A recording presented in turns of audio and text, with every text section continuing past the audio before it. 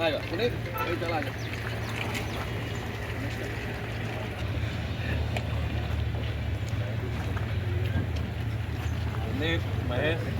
વક્રતુંડ મહાકાય સૂર્યકોટી સમપ્રભ નિર્વિઘ્ન કરુ મે દેવ સર્વ કાર્ય સુસર્વદા.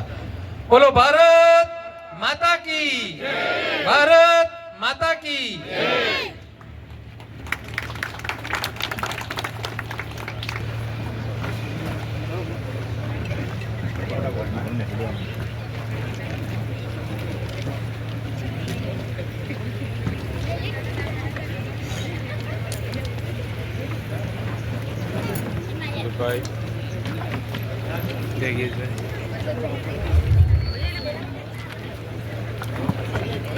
સૌ ભારતીય પર આવા વિનંતી છે.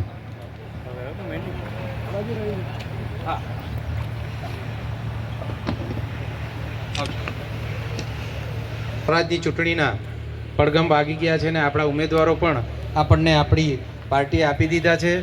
તો 33 ટુકવાડા જિલ્લા પંચાયત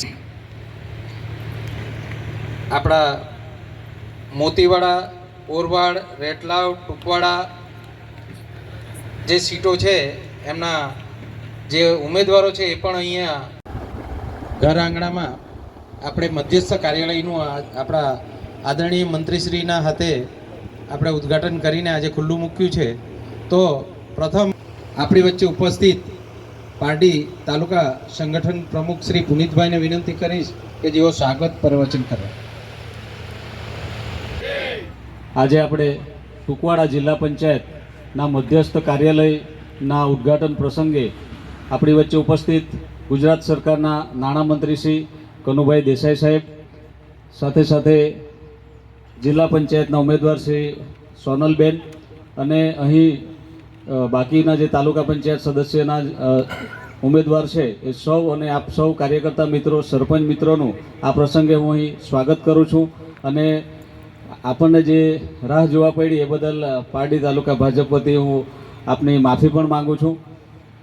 શંકરભાઈને વિનંતી. કામગીરી હતી અને જ્યારે એમણે એક પ્રમુખ તરીકે જે આ વલસાડ જિલ્લાનું સંગઠનની જે નીંવ નાખેલી એ સંગઠનની નીંવ એટલી મજબૂત છે કે આજે વલસાડ જિલ્લામાં તમામ બેઠક જીતવાના જે આપણે વલસાડ જિલ્લા સંગઠન દાવો કરે છે તેનું મૂળ જો હોય તો આપણા સાહેબ શ્રી છે કે જેમણે આ સંગઠનને આટલું મજબૂત અને એમણે એક એવી ગામોમાં સૈનિક તૈયાર કરેલા છે કે અને બીજું કે ખાસ સાહેબને આજે આપણે કહેતા મને આનંદ થાય છે કે એમને એક કાર્યકર્તા નાનામાં નાનો ગામનો એક ફળિયાનો કાર્યકર્તાને એમના મગજમાં આજે પણ છે અને એ હમણાં ધારે તો એ પાછળ બેસેલામાંથી એકને એક બૂમ મારીને કહી શકે કે ફલાણા ભાઈ ક્યાં છે, આ ગામમાં આ આગેવાન ક્યાં છે.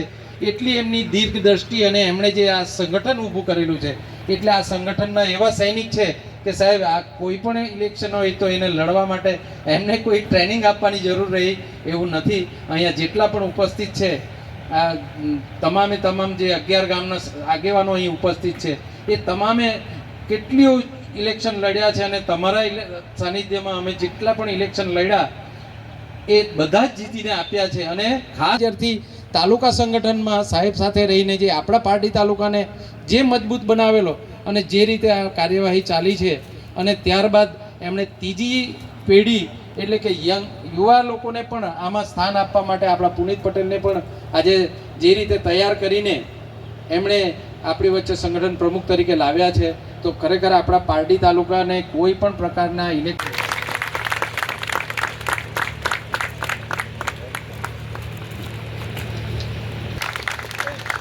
આપણી વચ્ચે માજી પ્રમુખશ્રી અને થાય ભવ્ય વિજય થાય એવી આપણે આશીર્વાદ આપીએ.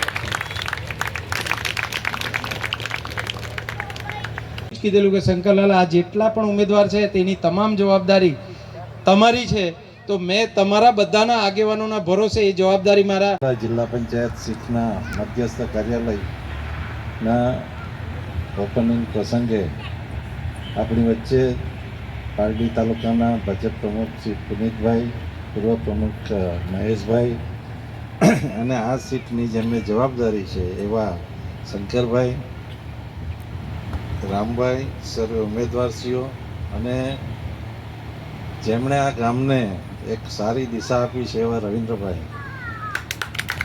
હું જોતો હતો કે સ્વાગત થતું હતું અને બધા ઉમેદવારોનું સ્વાગત થતું હતું અને જે રીતે દરેક ગામના લોકો અહીંયા આવ્યા છે, મને ચોક્કસ ખાતરી છે કે શંકરભાઈનું કામ તો એક તરફ આરામથી થઈ ગયું.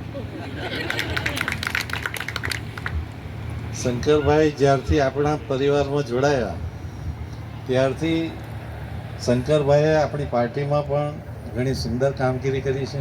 પોતે પણ જિલ્લા પંચાયતના સભ્ય હતા અને જંગી બહુમતીથી ચૂંટાઈને એમણે આપણા જિલ્લામાં જિલ્લા કારોબારીના અધ્યક્ષ તરીકે કામ કરેલું, જે બહુ ઓછા લોકોને મળે છે આપણા વિસ્તાર. અને ખાસ કરીને આજે ડુંગરી ગામને જે જિલ્લા પંચાયતની સીટ મળી છે એ માટે સમગ્ર ગામને પણ અભિનંદન આપું છું. કારણ કે સીટ ખુશી એ વાતની છે કે આપણા ઉમેદવારો જે પુનિતભાઈએ, મહેશભાઈએ અને એમની ટીમે સિલેક્ટ કર્યા છે એ ઉમેદવારોની પસંદગીમાં કોઈ પણ જાતનો વિખવાદ નથી. કોઈને પણ એવું નથી થયું કે અમે રહી ગયા. અને 22 તાલુકા પંચાયતની સીટ અને 4 જિલ્લા પંચાયતની સીટ આપણે 100% જીતવાના છે, એમાં કોઈ મિનમેક ફેર નથી.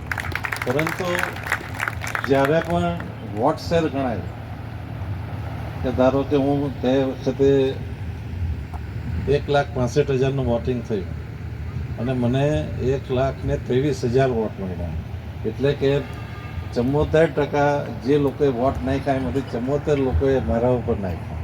તેમ આમાં પણ આપણે 74ની પણ 85થી 90% વોટ શેર મેળવી શકીએ એવું છે. બીજું કે આ વિસ્તારમાં આપણે મોદી સાહેબ અને ભૂપેન્દ્રભાઈની આગેવાનીમાં જે કામ કર્યા છે, કામની કોઈ ખોટ નથી. દરેકે દરેક ગલીના રસ્તા થયા છે, પાણીની વ્યવસ્થા હોય કે દરેક વ્યવસ્થા આપણે કરી છે. આરોગ્યની સુવિધા હોય કે 5 લાખના 10 લાખ આપણને મા કાર્ડમાં મળે છે. એવી અનેક આપણે કહીએ ને કે ભાઈ ફ્રી રેશન મળે છે. કોરોના શરૂ થયો ત્યારથી અત્યાર સુધી આ ફ્રી રેશન પણ મળે છે. તમે જુઓ તો પહેલાં વીજળી આપણે જતી તો 10-12 દાડા તો આવતી જ નહીં. હવે વીજળી 10 મિનિટ જાય એટલે આપણને તકલીફ થઈ જાય છે. ખેડૂતોને દિવસે વીજળી આપવાનું વર્ષોથી પ્રોમિસ હતું, હવે ખેડૂતોને દિવસે વીજળી મળે છે. આવા અનેક કામો જે આપણી સરકારે કર્યા છે અને આપણે એકદમ વટથી જઈને વોટ માગી શકીએ એ પરિસ્થિતિ છે. અને સામે એકદમ મેદાન સાફ છે. આટલા લોકો જો એમની સાથે ભેગા થાય તો પણ એ લોકો ખુશી થાય, પરંતુ એમની સાથે ઉમેદવાર નથી મળ્યા. કોઈ ઉમેદવાર નહીં મળ્યા તો બીજા ગામથી અહીંયા લાવીને મૂક્યા એવા ઉમેદવારો છે. અને આપણો જિલ્લા પંચાયતનો જે ઉમેદવાર છે એ તો મારી સામે પણ લડેલો, બધાએ ડિપોઝિટ ગુમાવેલી છે.